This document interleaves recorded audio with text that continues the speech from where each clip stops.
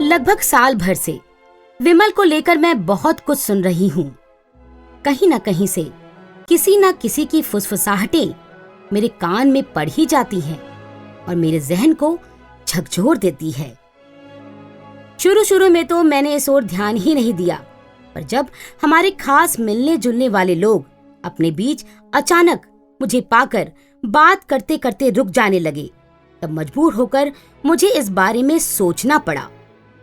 अगर कोई बात ना होती तो इतने लोग इस तरह चिमगोइयां कभी न करते। ये ठीक है कि विमल और मेरी शादी को 10 वर्ष बीत गए हैं।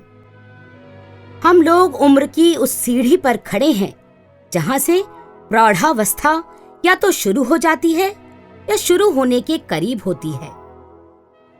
उम्र के इस कोर पर जीवन साथी के प्रति विश्वास हवा के झोंके भर से लड़खड़ाता नहीं है, मगर उस समय हिल जरूर जाता है जब चारों तरफ से एक ही बात 1000 रूपों में 1000 रंगों में बार बार बरसने लगती है।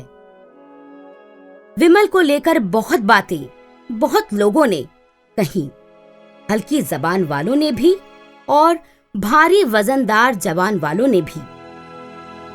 नतीजा ये हुआ कि मैं मजबूर हो गई इन बातों पर सोचने के लिए। कई दिन और कई रातें मैंने खराब की इस संदर्भ में। मेरी मानसिकता ने मुझे अपने बारे में और विमल के बारे में भी सोचने के लिए विवश किया। आखिर वो कौन सी कमजोर संधियां हो सकती है जहां से हमारी गृहस्थी और प्यार में, हमारे जुड़ाव में दरकनें आईं। क्या मेरा सोचना गलत है? पर जिस तरह की बातें सुन रही हूं उससे मैं ही नहीं, कोई भी औरत इसी तरह प्रभावित हो सकती है जिस तरह मैं हुई हूं। यूं विमल ने अपनी ओर से कोई ऐसी बात नहीं होने दी इस अरसे में जिसके कारण 10 साल पुरानी हमारी गृहस्थी में किसी भी किस्म की कमजोरी सरक आई हो, सिवाय इसके कि मैं बच्चे का सुख विमल को ना दे सकी। पर इसके लिए तो मुझे ज्यादा तकलीफ होनी चाहिए थी, और है भी। विमल और विमल जैसे लोग शायद इस बात को कभी नहीं समझ सकते कि जो औरत मां नहीं बन पाती वह सारे जीवन अपनी आत्मा पर कितना बोझ अनुभव करती है। जहां तक विमल की बात है, पहली पत्नी से वह बेटा पा चुकी हैं। विवाह के समय ही मैंने उन्हें बता दिया था कि मैं मां नहीं बन सकती हूं, पर उनकी पत्नी बनने के बाद मैं उनके बेटे को अपने सगे बेटे से बढ़कर प्यार दूंगी। इस बात में मैंने कभी कोई अंतर भी नहीं किया। बबलू को मैं अपनी जान से बढ़कर प्यार करती हूं। बहुत से लोग तो ये भी नहीं जानते कि बबलू मेरी कोख का जाया नहीं है। जिंदगी की बाकी जरूरतें भी हमारी गृहस्थी में भरी पूरी हैं। शानदार घर, कार, नौकर चाकर, सुख सुविधाएं, सब कुछ तो है हमारे पास। मेरे लिए विमल और बबलू के सिवा है ही क्या जिसे लेकर मैं प्यार, समर्पण और खुशियों को कहीं बांट सकती हूँ। मैं अपने माता पिता की इकलौती संतान। मेरे विवाह के 2 साल बाद ही एक हादसे में मेरे पति की मृत्यु हो गई। उस हादसे की छाप आज तक मेरा पीछा कर रही है। उस एक्सीडेंट ने मेरी मां बनने की शक्ति छीन ली थी। माँ बाप दूसरी शादी के लिए बहुत जोर देते रहे, पर मैं मानी नहीं। अपनी कमी को मैं बखूबी समझती थी। अपूर्ण नारीत्व को लेकर क्या मैं कभी किसी को खुश कर सकती थी?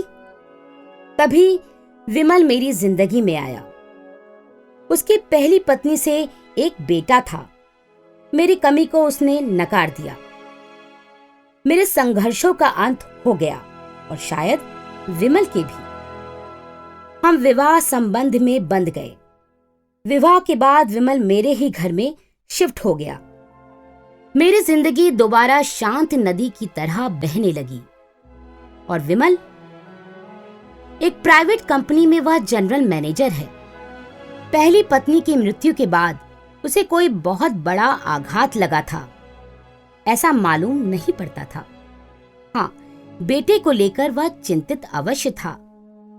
कैसे होगा उसका लालन पालन पोषण, कैसे वो अपनी जिम्मेदारी संभालेगा।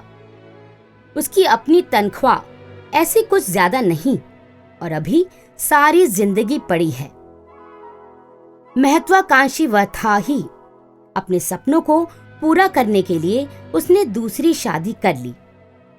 बेटी की तरफ से निश्चिंत होकर जीवन एक बार फिर अवरोधहीन और महकदार बन गया। पर अब अचानक मक्खन की तरह कोमल इस जिंदगी में किरकिरी कहां से आ गई। और यह रुचि सक्सेना, जिसको लेकर इस तरह की बातों के जाल बुने जा रहे हैं। फैशन डिजाइनर है, अकेले रहती है। कौन है, कहां से आई है, कोई कुछ नहीं जानता। आकर्षक है, बिजनेस की दुनिया में उसने पैर जमा रखे हैं। एक सफल औरत है वह, महत्वाकांक्षी भी है। एक पार्टी में विमल की शायद उससे मुलाकात हुई थी और विमल को अपने महत्वाकांक्षाओं को पूरा करने के लिए एक दिशा नजर आई थी। उनकी मुलाकातें बढ़ती गईं। क्या यही कारण था तमाम कनगोइयों का, जिसने हरियाली के बीच नर्क का माहौल पैदा कर दिया था। फिर मैं सोचती, जरूरी तो नहीं लोग जैसी बातें सोचते हो और कहते हो वैसा ही हो। मेरा विश्वास फिर भी टूटा नहीं, पर चरमरा जरूर गया। और इसलिए एक दिन मैंने विमल से साफ साफ पूछ लिया, ये सब क्या सुन रही हूं तुम्हें और रुचि को लेकर। बबलू को स्कूल के लिए रवाना करने के बाद हम दोनों नाश्ते के टेबल पर एक साथ नाश्ता कर रहे थे। सवाल सुनकर विमल ने चौंक कर मुझे देखा था, फिर जोरों से हंस पड़ा था। जैसे तैसे कहा था उसने, तो तुम भी उस छूत के रोग की लपेट में आ गई हो जो आसपास के लोगों में फैला हुआ है। विमल की सहजता, सवाल को गंभीरता से लेना और उपेक्षा से उड़ा देना देखकर मुझे भी लगा कहीं मैं बचकानापन तो नहीं कर रही हूं।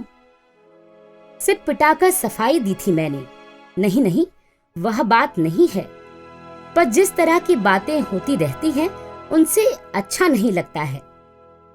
विमल ने कहा था, लोगों को चटखारे की आदत होती है।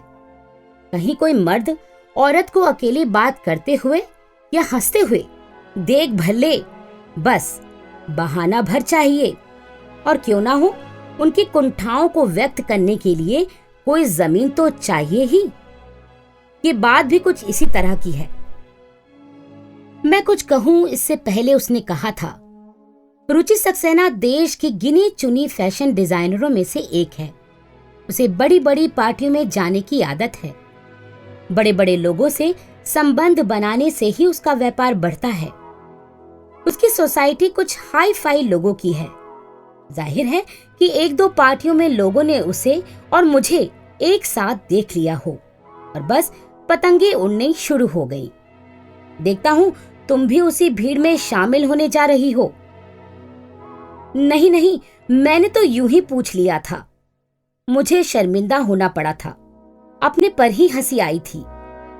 विमल को मर्दाना रोब गांठने का पूरा मौका मिल गया। संजीदगी से कहा था उसने, देखो रचना, इस बार तो मैंने ये मजाक सह लिया, पर आगे बर्दाश्त नहीं कर पाऊंगा। मैं सकपका कर रह गई थी। उस दिन बात आई गई हो गई, पर इस बार विमल के पास बचाव के लिए कुछ नहीं था। घटना ही कुछ इस तरह घटी।